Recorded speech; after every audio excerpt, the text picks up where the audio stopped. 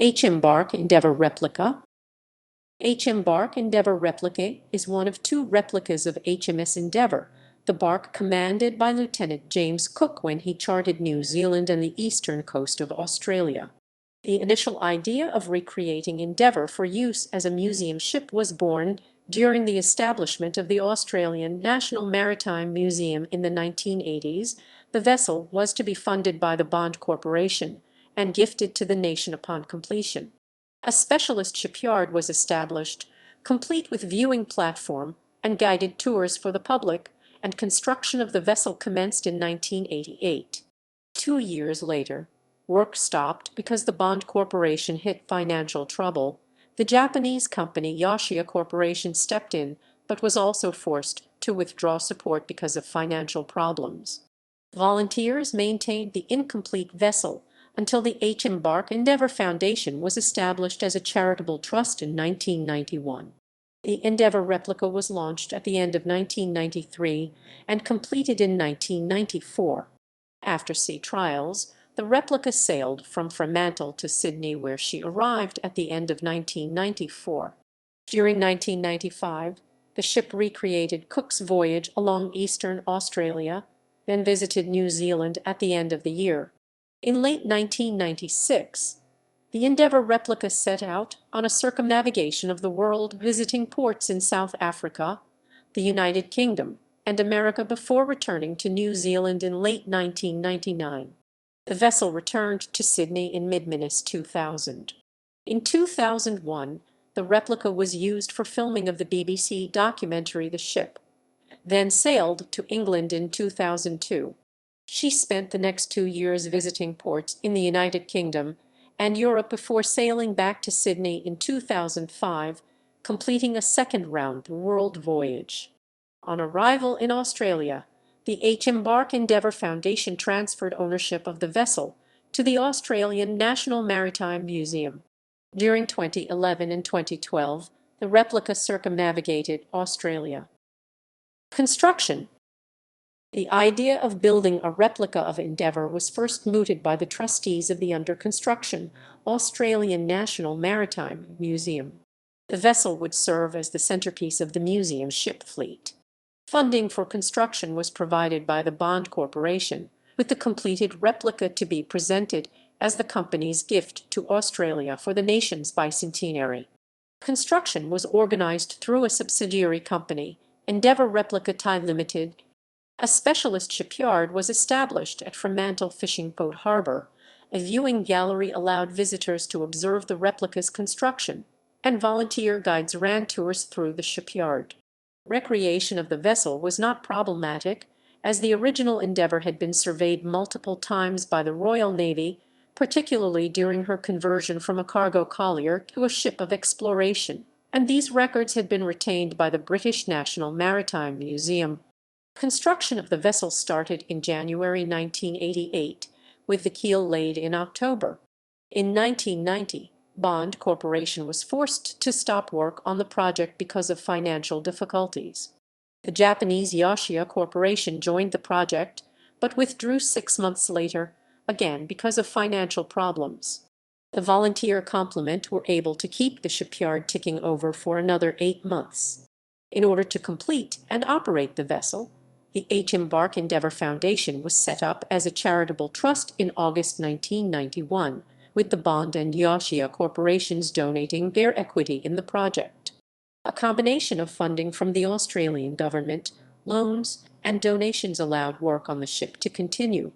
The Endeavour replica was launched on 9 December 1993 and completed on 16 April 1994.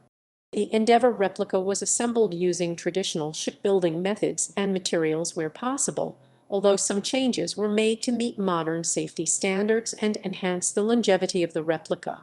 The vessel's hull is built from Jarrah, with Oregon pine also used above the waterline. Although oak and elm were used in the original ship, the decision was made not to use these as they were more susceptible to rotting. Although some of the wood was fresh cut, much of it was salvaged from demolished buildings and bridges, or taken from trees felled during construction work or storms. The Endeavour Replica is square-rigged with 25 sails made from Durad, a brand of polyester wrought and water-resistant sailclothone, giving a sail area of between 1461 and 1511 square meters, 15,730 and 16,260 sqft, including 531 square meters, 5,000. The ship is 43.6 meters, 143 ft long from bowsprit to stern, has a beam of 9.28 meters, 30.4 ft, a draft of 3.4 meters, 11 ft, and a mainmast height of 28 meters, 92 ft. Auxiliary propulsion is provided by two Caterpillar 3046B diesel engines, which provide 404 horsepower, 301 kW. Most of the 20th century equipment, including the diesel engines, a powered galley, and navigational equipment, is sited in what was the hold on the original Endeavour, keeping the upper decks in their 18th century condition. Operational history. The Endeavour Replica spent 6 months undergoing sea trials and operating around Fremantle before sailing around southern Australia to Sydney. Departing in October, the ship made numerous port visits along the southern and eastern coasts before arriving in December. She was placed on display at the Australian National Maritime Museum.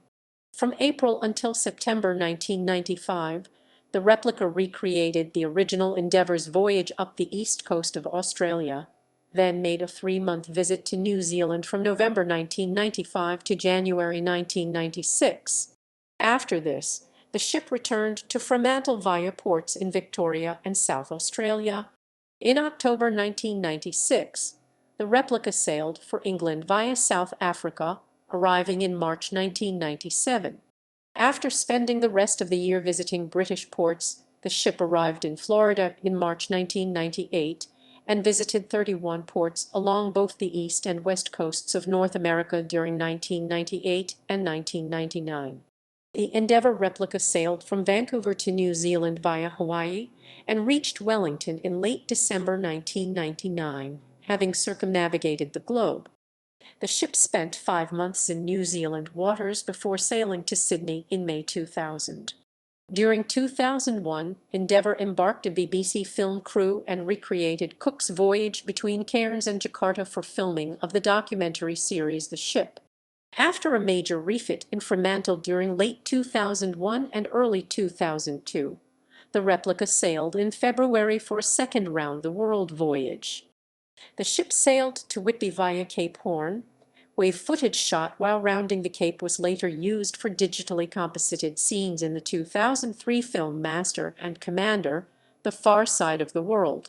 She spent most of the next 2 years on display either in Whitby or during visits to ports in the United Kingdom and Europe. The replica left England in 2004 and returned to Australia via the Caribbean, Panama Canal, Galapagos, Tahiti, and New Zealand.